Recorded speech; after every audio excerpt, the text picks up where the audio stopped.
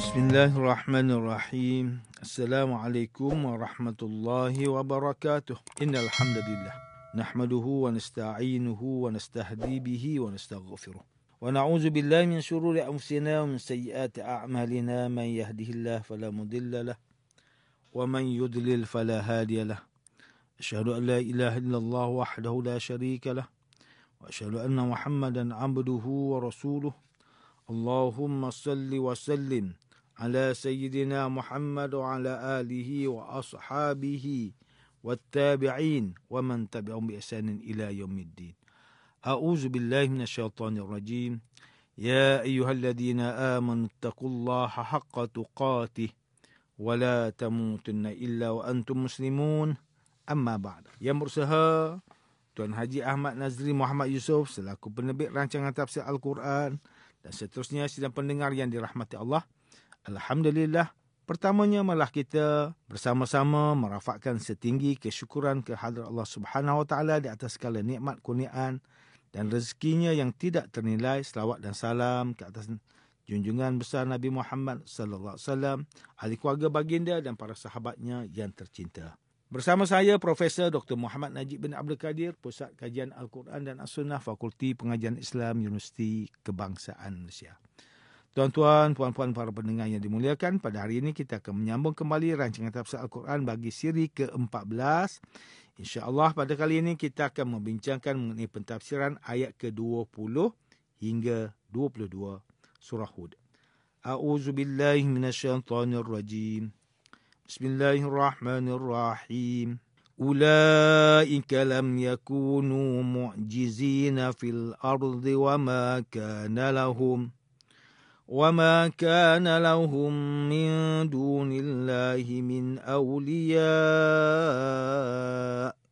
yudha'afu lahumul azab ma kanu yastati'una as-sam'a wa ma kanu yubsirun. أولئك الذين خسروا أنفسهم وضل عنهم ما كانوا يفترون لا جرم أنهم في الآخرة هم الأخسرون. Mereka itu tidak akan dapat melemahkan kekuasaan Allah daripada menimpakan mereka dengan azab di dunia, dan tidak ada pula bagi mereka yang lain dari Allah sesiapa pun yang dapat menolong melepaskan mereka dari siksanya. Azab untuk mereka akan digandakan kerana mereka sangat bencikan jalan agama Allah, sehingga mereka tidak tahan mendengarnya dan tidak pula suka melihat tanda-tanda kebenaran. Mereka lah orang yang merugikan diri sendiri dan hilang lenyaplah dari mereka apa yang mereka ada-adakan. Tidak syak lagi bahawa sesungguhnya mereka lah yang paling rugi pada hari akhirat kelak. Sidang pendengar yang dirahmati Allah, Profesor Dr. Muhammad Quraish Shihab melalui kitabnya Tafsir Al-Misbah menukilkan pada ayat ke-20 hingga 22 surah Hud mengenai kekuasaan Allah yang mampu memberikan ancaman kepada orang kafir sama ada di dunia dan juga di akhirat, dan juga ayat ini menjawab kepada mereka yang sangat jauh daripada rahmat Allah, yang tidak mampu mengatasi ancaman daripada Allah dan tidak mampu menghalangi kekuasaan Allah untuk menyeksa mereka. Mereka juga tidak akan mampu untuk dibantu oleh sesiapa sama ada di dunia maupun di akhirat, melainkan hanya Allah Subhanahu Taala atau sesiapa yang dikehendakinya sahaja yang dapat membantu mereka. Sebanyak mana perbuatan kederhakaan yang mereka lakukan di dunia, sebanyak itu juga Allah akan seksa mereka.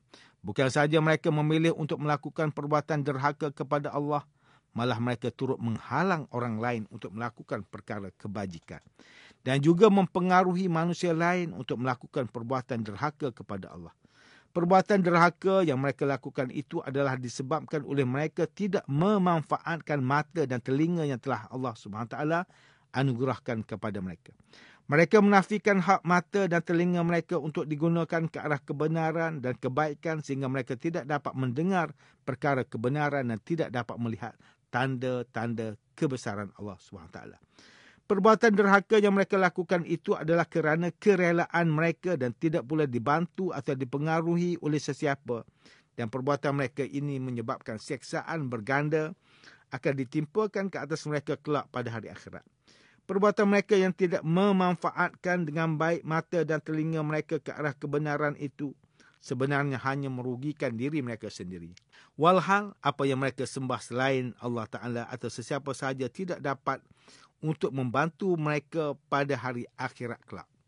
Profesor Dr. Muhammad Quraisy Shihab menjelaskan bahawa perkataan la jarama pada ayat yang ke-22 surah Hud ini difahamkan dan dipersisihkan dengan pelbagai makna oleh pakar bahasa. Ada pakar bahasa yang berpendapat bahawa kalimah ini bermaksud tidak, yang berfungsi untuk menafikan dugaan sebelumnya. Manakala pendapat lain pula mengatakan bahawa kalimah ini bermaksud sumpah.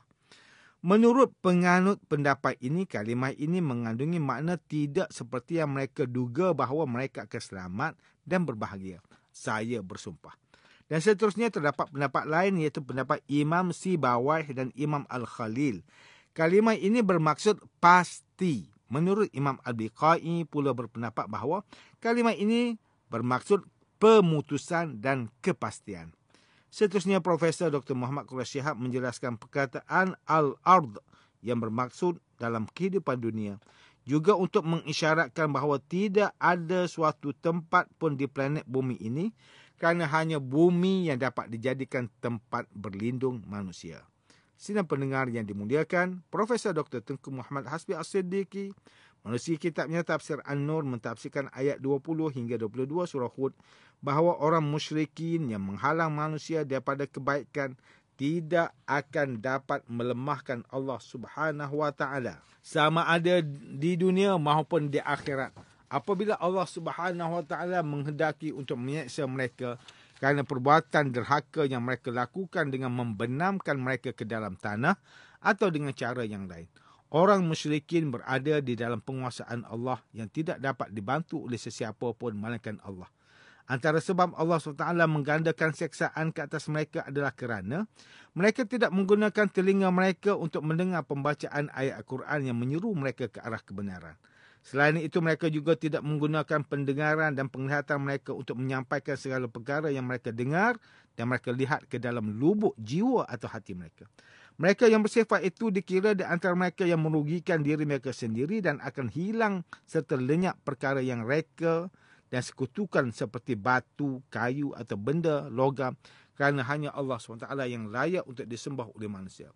Sedikit pun tidak ada keraguan bahawa mereka adalah orang yang paling rugi di hari akhirat kerana mereka telah menukar syurga dengan neraka yang sangat dahsyat panas apinya.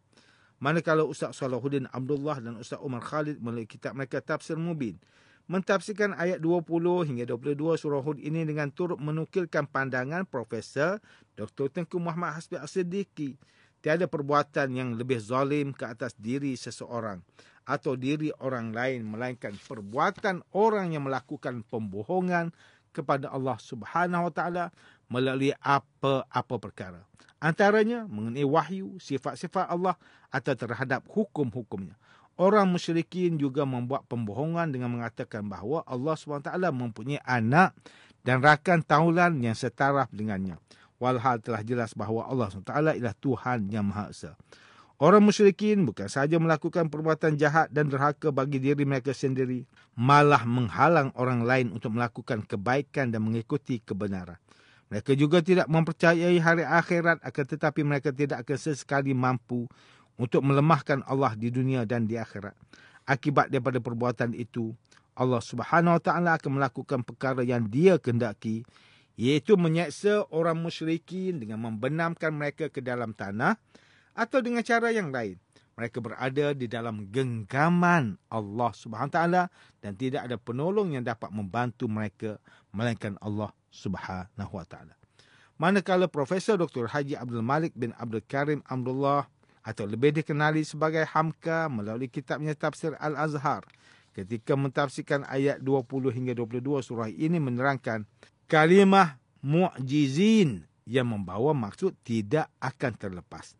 Penulis memberi gambaran seperti seorang penjahat yang berusaha menyembunyikan diri daripada buruan polis kerana telah membuat kesalahan yang besar. Kemanapun penjahat bersembunyi, pasti akan tertangkap. Akan tetapi gambaran ini hanya sebagai contoh. Malah orang jahat yang berada di bawah penguasaan Allah SWT sudah tentu tidak dapat menyembunyikan diri daripada Allah SWT kerana Allah Maha mengetahui. Sehingga niat di hati mereka juga telah diketahui, apalagi segala tindak tanduk mereka. Oleh itu, orang musyrikin yang menderhakai Allah dan berbuat zalim tidak akan dapat melepaskan diri daripada hukuman yang Allah SWT tetapkan untuk mereka, walaupun ke mana pun mereka lari. Mereka berani melanggar hak Allah SWT, maka sudah pasti tidak ada Tuhan yang lain dapat menolong mereka kerana hanya Allah SWT, Tuhan yang Maha Esa. Di dalam ayat ini terdapat kalimah awliya yang merupakan kata jamak dari kalimah wali yang bererti banyak pelindung. Namun jika orang musyrikin tiada pelindung selain daripada Allah SWT, maka mereka sudah tentu tidak ada pelindung kerana apa yang mereka harapkan selama ini sebenarnya tidak wujud. Allah Subhanahu Taala akan menyeksa mereka dengan berlipat kali ganda disebabkan oleh kesalahan mereka yang juga berlipat kali ganda banyaknya. Di antara kesalahan mereka adalah melakukan dosa ke atas Allah Subhanahu Wa Taala dengan berbohong, malah menyekutukan Allah Subhanahu Wa Taala, menghalang orang lain ke arah kebenaran dan juga mereka tidak mempercayai kewujudan hari akhirat. Maka seksaan berlipat ganda setimpal dengan kesalahan berlipat ganda yang mereka lakukan. Tuan-tuan dan puan-puan yang dirahmati Allah, demikianlah tafsir bagi ayat ke-20 hingga 22 surah Hud.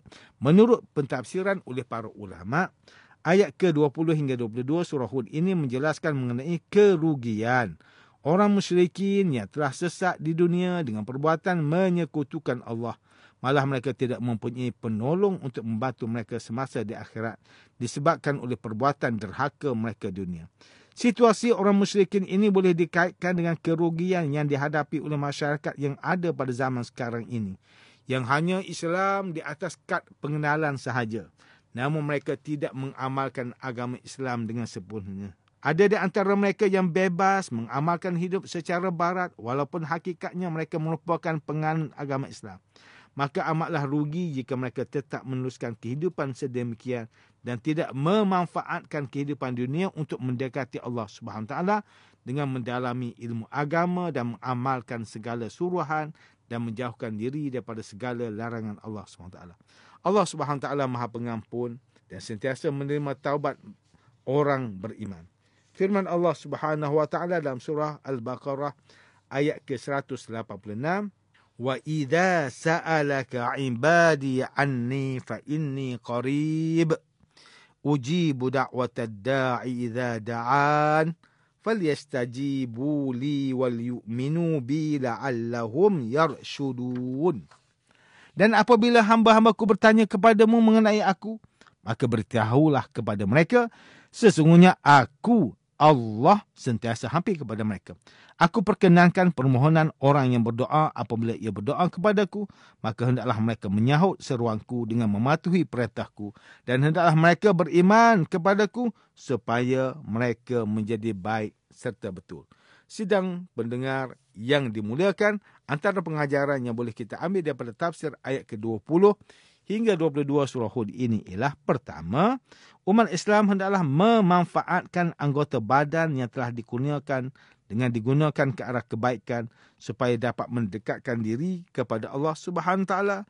Contohnya seperti menghadiri kuliah agama dan aktiviti lain. Yang kedua, umat Islam hendaklah sentiasa insaf dan bertaubat atas sebarang perbuatan salah yang dilakukan untuk mengelakkan diri tergolong dengan manusia yang kerugian di dunia dan akhirat. Ketiga, umat Islam hendaklah memperbanyakkan melakukan perbuatan baik kerana sesungguhnya kita tidak tahu amalan manakah yang akan dapat membantu kita masuk ke dalam syurga. Sidang pendengar yang dirahmati Allah, sekian sahaja rancangan tafsir Al-Quran pada hari ini. Semoga kita semua mendapat manfaat daripada perbincangan ilmu ini. InsyaAllah, mudah-mudahan kita akan bertemu lagi pada siri rancangan tafsir Al-Quran yang akan datang. Wabillahi taufiq wal hidayah. Wassalamualaikum warahmatullahi wabarakatuh.